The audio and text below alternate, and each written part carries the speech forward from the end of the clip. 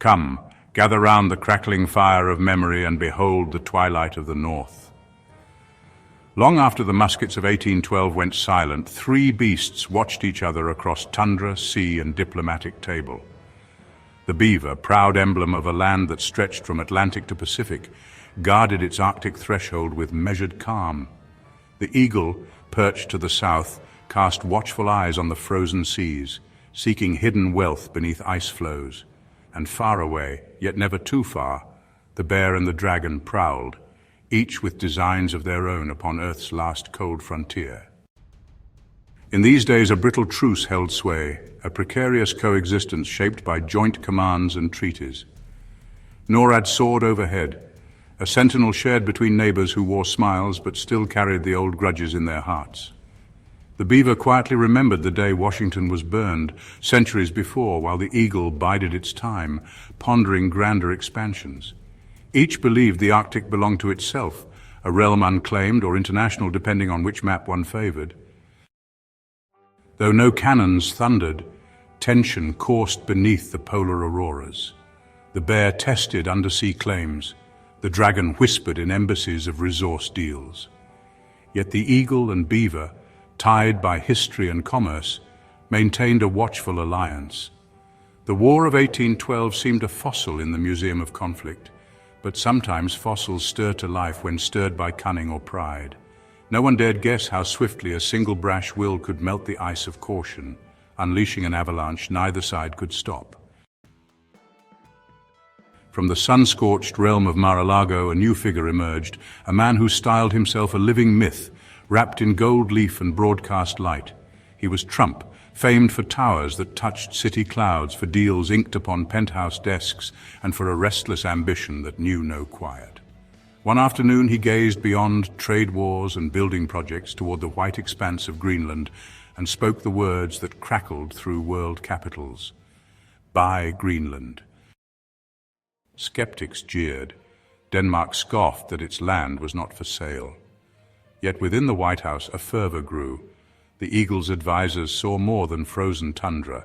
They beheld a vault of rare earth minerals, new shipping routes carved by melting ice, and a perfect vantage to dominate the North. If the eagle seized Greenland, even just in principle, Canada would be pressed between Alaska's western arm and Greenland's icy eastern flank. Those who laughed at the notion missed the deeper game. It wasn't simply a real estate whim, but a cunning stroke in a centuries-old ledger. Ever since 1812, the eagle harbored a faint sting over that British-Canadian slight. And if by controlling Greenland the eagle could force the beaver's capitulation, quietly without war, then truly the best revenge would be served on ice. In corridors decked with red carpets and golden chandeliers, the plan took on a life of its own. Greenland was the key, and once turned, the beaver's Arctic gate would swing wide open. In the polar night, where the stars shimmer like distant beacons and the wind howls its lonely chorus, Thule Air Base roused from slumber. Once a Cold War relic, it now thrummed with new life. Cargo planes descended with steel spines and advanced radar arrays. Engineers shaped runways into sprawling fortresses of concrete and ice-hardened steel. Before long, a shining city of military might crown the Greenlandic horizon, bristling with jets, drones, and defensive turrets watching the sky. Like iron jaws clamping around the north, the eagle's presence at Thule began to shift the Arctic balance. Routes that had belonged in Canada's realm of imagination, our Northwest Passage, Ottawa once declared, now found themselves shadowed by American warships, purely protective, the eagle insisted, for safe shipping. Yet each vessel passing through took its cues from US satellites, its timetables set by US approval. Canada's meager northern patrol fleet seemed dwarfed, a line of wooden shields against modern artillery. But the transformation did not end at military dominion. Corporate prospectors, armed with hefty contracts from Washington, dug deep into Greenland's permafrost, extracting the Earth's hidden treasures, critical metals fueling the technologies of tomorrow. Development, said the press releases, but behind them loomed the real result. Canada, lacking its own foothold, found itself dependent on the eagle's new kingdom. Control of resources and routes no longer lay with the beaver alone. With every new outpost or convoy, the grip on Canada's sovereignty tightened. and the spectre of the 1812 ledger came closer to its final accounting. In Parliament's venerable halls, the Beaver raged. Ministers rose in urgent sessions, their voices echoing beneath century-old rafters. "We are a sovereign nation," they declared, pounding fists on polished desks. Reports from the Arctic, however, told a different story. Battered supply ships reliant on US escorts, mineral deals bypassing Ottawa's coffers, and navigational channels effectively policed by the Eagle's warships. Officials in Washington offered polite nods whenever Ottawa protested. "Of course you're sovereign," they would murmur. "We only seek to protect our mutual interests." But each joint committee meeting saw Canadian input sidelined. Each new security protocol drafted first in the States. The War of 1812 loomed in the background, a bruise on North American pride that Canada believed had healed. Now it felt suspiciously raw. Still, the Eagle made no direct threats. No armies crossed the border. Instead, under the bright veneer of alliance, Canada discovered it needed the United States.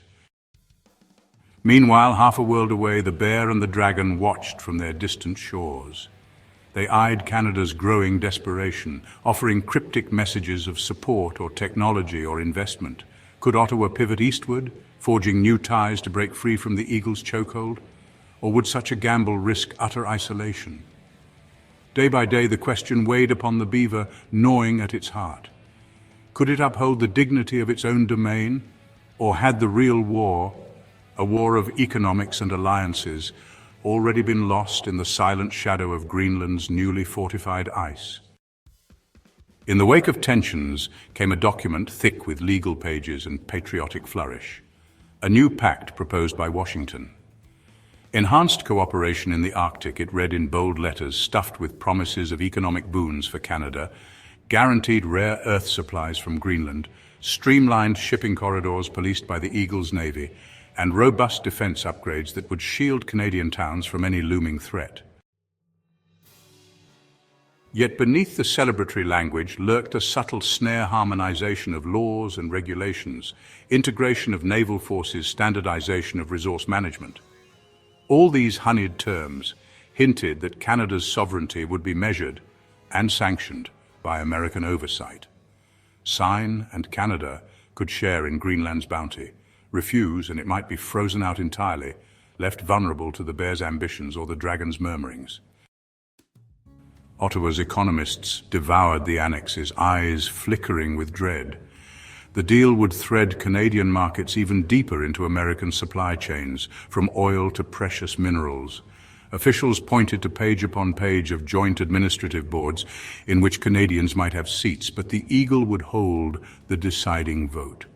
The pitch was simple: survival or isolation. In hushed, late-night sessions, ministers debated the unthinkable. Was partial subservience preferable to complete marginalization? If they refused, they faced an Arctic future shaped by the Eagle alone. If they signed, they at least retained some seat at the table, albeit with Uncle Sam at the head. The old ghosts of 1812 rattled faintly in the archives, overshadowed now by spreadsheets, global markets, and a quiet sense that Canada had precious little choice at all. At last, ink met paper. In official ceremonies, flags of both nations waved proudly under cameras and applause. Headlines hailed a milestone in North American unity, praising the alignment of Arctic defense. But behind the polished podiums, the fine print told a story of slow absorption. New boards and agencies sprang up, technically joint but effectively run from the Eagle's roost. Canada's ministers found their directives funneled through labyrinthine processes that always looped back to the Beltway. Military command structures consolidated under a single commanding general from Washington, with a Canadian deputy offering advice. Resource extraction licenses required US sign-off, as the Beaver's claim to Greenlandic partnership was tethered to mutual operational readiness. And so, without a single shot fired, the Beaver's dream of Arctic sovereignty drifted into half-memory. There was no dramatic invasion, no triumphant cavalry capturing Parliament Hill, just an exchange of documents, a handshake, a joint press conference. Within months, the standing lines of authority in Ottawa were diluted. If once the War of 1812 was a clash of muskets and burning capitals, now it ended in strategic committees and corporate synergy. Canadian scholars, patriots and elders looked on in sorrow, seeing the subtle hand of old revenge, an unspoken settling of historical scores that left the maple leaf overshadowed by the stars and stripes. Some whispered it was better this way, that the world had grown too intertwined for small nations to stand alone. Others quietly felt a pang of betrayal that their ancestors' sacrifices had culminated in a behind-closed-doors capitulation. So foretells the prophecy of the beaver hunt, a vision cast in ice and ambition, where no battle was fought, yet a nation was quietly bound. The Arctic, once a realm of Canadian sovereignty in name, if not in might, now flows in lockstep with the will of the eagle. Warships glide through the Northwest Passage, their flags unfurled in crisp polar winds, while Canadian vessels trail behind, their courses set not by national decree but by transnational oversight. From Thule to DC, the pulse of commerce and control hums through fiber-optic veins, binding the North into an empire that claims no conquest, yet wields absolute dominion. In Ottawa, the old guard yielded, not to invaders, but to inevitability. A prime minister, worn thin by the slow erosion of autonomy, stepped aside for a successor who spoke of partnership and pragmatism, of shared governance in a world too complex for independent actors.